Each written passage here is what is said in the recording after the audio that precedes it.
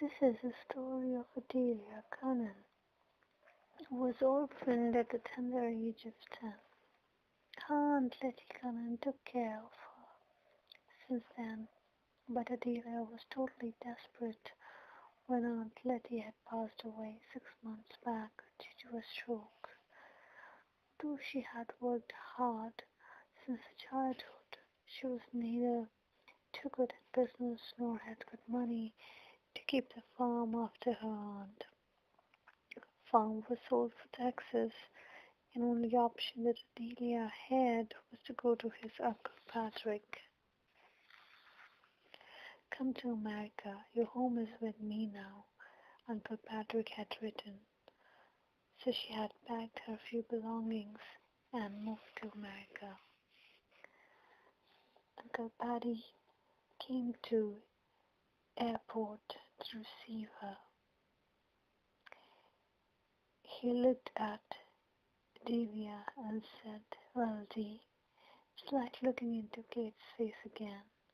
It's the image of your mother you are." He continued to stare at her while she searched for her voice, his gaze taking in the deep, rich auburn hair falling in gleaming waves to her shoulders, the large, deep green of thickly lashed eyes, the tip-tilted nose and full mouth which Aunt Letty had described as impudent, the face now of a startled pixie. "What a beautiful sight you are," he said at last. "Uncle Paddy," she whispered as she flung her arms around his neck.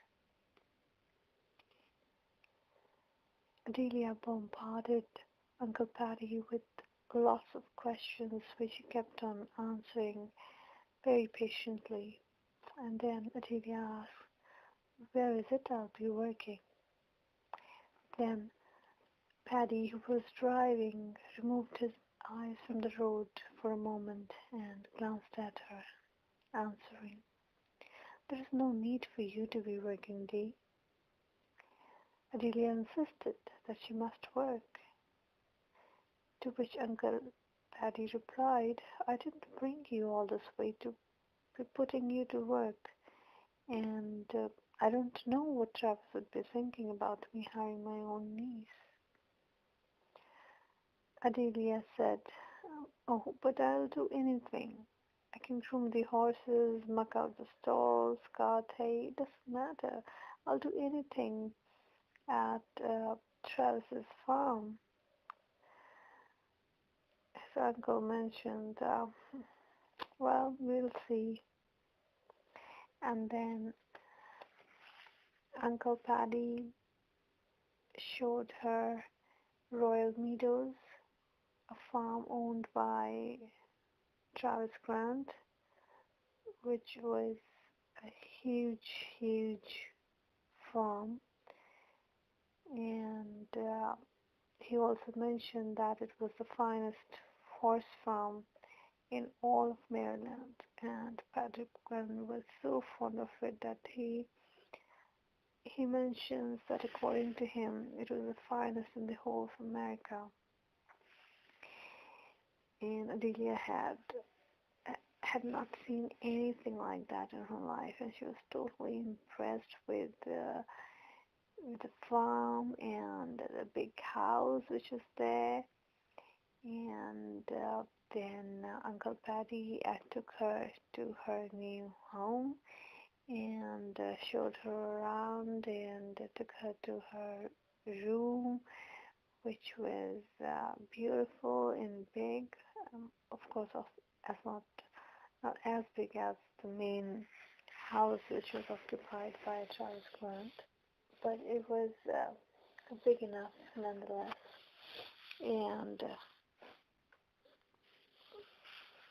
so Adelia really loved it, and she was pleased with the house, and also she was pleased with the warmth that Uncle Paddy had shown her ever since she had arrived.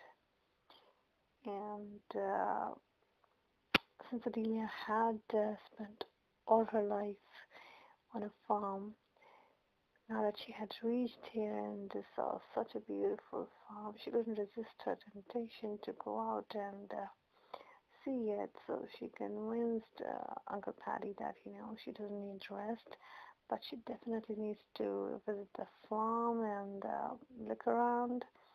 So Uncle Paddy takes her out um, to the farm, and when they are on that run, they do see that there are a few guys trying to work with a horse, but he isn't responding very well. In fact, he kicks one of the men out there, and Adelia, uh, she comes in and she's able to handle the horse, which impresses everybody. And Uncle Paddy thinks because Delia has shown that she is capable of handling the horse, which they fondly name as Majesty, probably she is a good option as an exercise boy. So Uncle Paddy says that he is hiring Adelia as exercise boy. So, yeah, so she becomes exercise boy. Though one of the guys there, Hank, says that they should consult Travis, but then Uncle Paddy is sure that he can handle it and talk to Travis about it. So they leave it there, and yeah. So and after that. When Adelia goes back to bed that night, of course, a lot of things have happened, change of place and a new job, new experience, new people. She she finds herself pretty restless and she's not able to sleep. So what she does is that she just gets out of bed and changes her night dress and gets into a jeans and shirt and piles up her hair again under that absurd cap that she uses most of the time.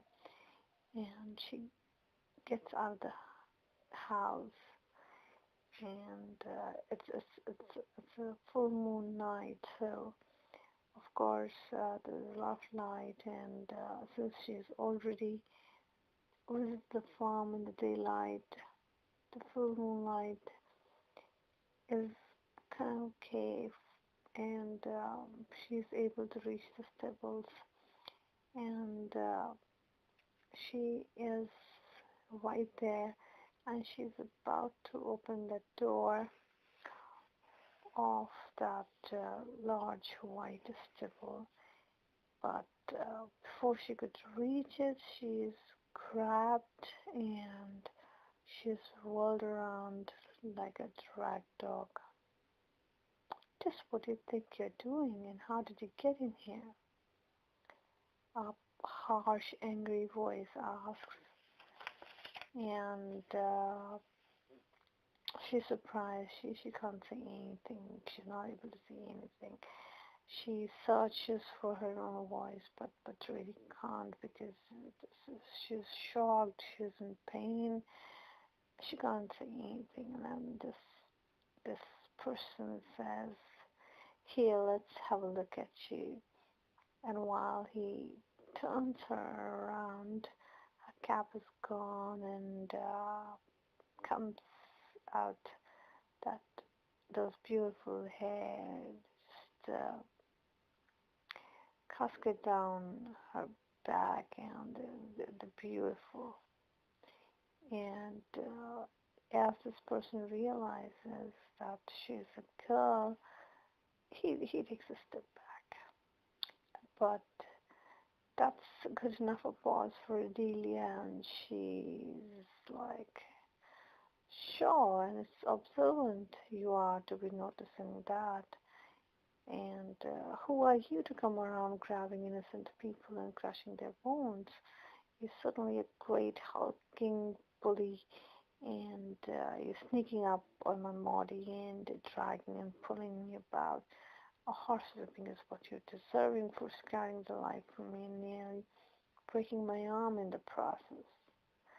Oh, oh, you may be pint-sized, but you're packed with dynamite. The guy is obviously amused at this point of time because he realizes that he had mistaken this girl as a boy, and he mentions that from your accent I could make a guess that you're little D, Patty's niece, to which Adelia responds that I'm Adelia Cunning, but it's not your little D I am, and it's not me who's having the accent, it's you. Travis, who definitely wasn't ready for such a statement, roared with laughter. And and then Adelia is curious and she asks, "Who in the world are you? I would like to know." And here comes a response that Adelia was definitely not thinking of Travis, Travis Graham.